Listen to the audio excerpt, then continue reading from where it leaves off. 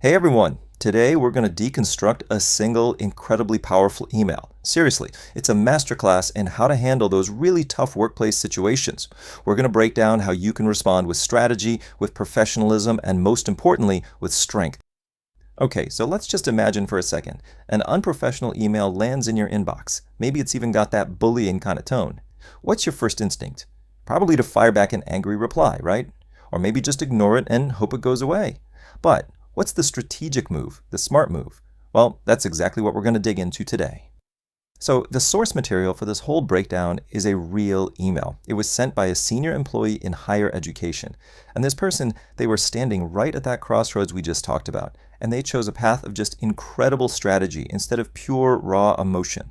This thing isn't just a complaint letter. Oh no, it is a carefully, meticulously constructed document. And its whole purpose? To protect, to document, and to de-escalate the situation. Okay, so what was the sender's main goal here? It wasn't to start a war, it wasn't to get someone fired, it was simply to create an official, confidential record of what happened. Now, before they even get to the strategy part, the sender does something absolutely critical. They document the human cost. See, this isn't just about some dry breach of company policy. It's about the very real personal impact this had on them, and they lay it out in a way that is just impossible to ignore. Listen to this one sentence, just this one line. It is so incredibly powerful. That level of vulnerability, of honesty, it just immediately tells you how severe this situation was. It creates empathy, right? It takes this abstract idea of unprofessional language and makes it painfully real by showing you exactly what it did to a person's well-being. And they didn't just stop with that one line. Oh no. They then systematically, almost like a scientist, list out the personal impact. And notice the wording here, genuinely shocked, significant distress.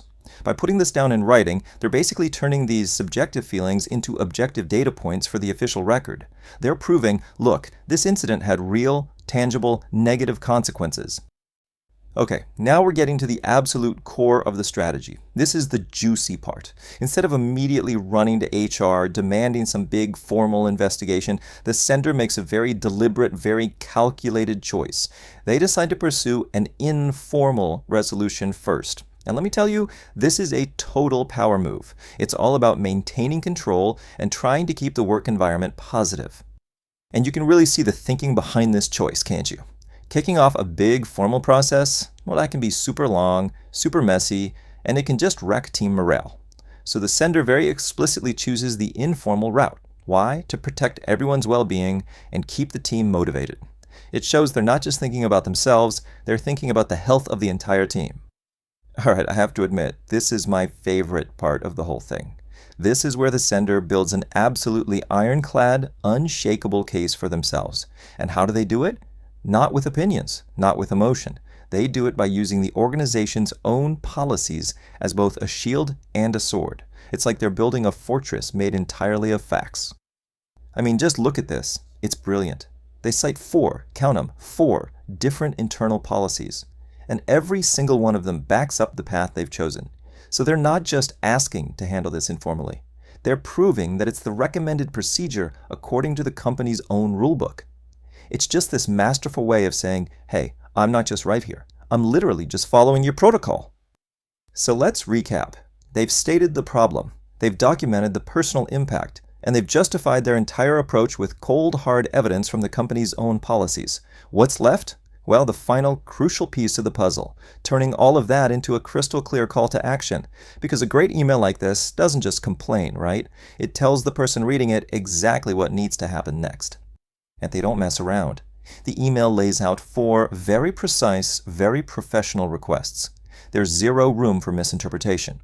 Number 1, confirm you got this. Number 2, guarantee this stays private. Number 3, create an official confidential record. And number 4, acknowledge my right to escalate this later if I need to. Boom! Just like that, the ball is in the manager's court, but the sender has given them a playbook and is totally in control of the process. Okay. So what does this all mean for you? What can we all learn from this absolutely brilliant piece of strategic communication? Well, let's try to boil this whole masterclass down into a practical toolkit, something you can actually use if you ever, heaven forbid, find yourself in a similar spot. All right, here we go. First and most important takeaway, act, don't just react. When that email hits, take a breath. Be strategic. Second, document everything. The incident, sure, but also how it made you feel. Third, you gotta know your policies. They are your absolute best defense. Fourth, be crystal clear about what you want the outcome to be. And finally, make a super precise ask so there is absolutely no confusion about what needs to happen next. And all of this leaves us with an even bigger question, doesn't it? It's not just about what we can do as individuals. It's about how organizations can build a culture where this kind of smart, strategic, de-escalating approach is the norm, not the exception. Anyway, just something to think about. Thanks so much for joining me for this breakdown.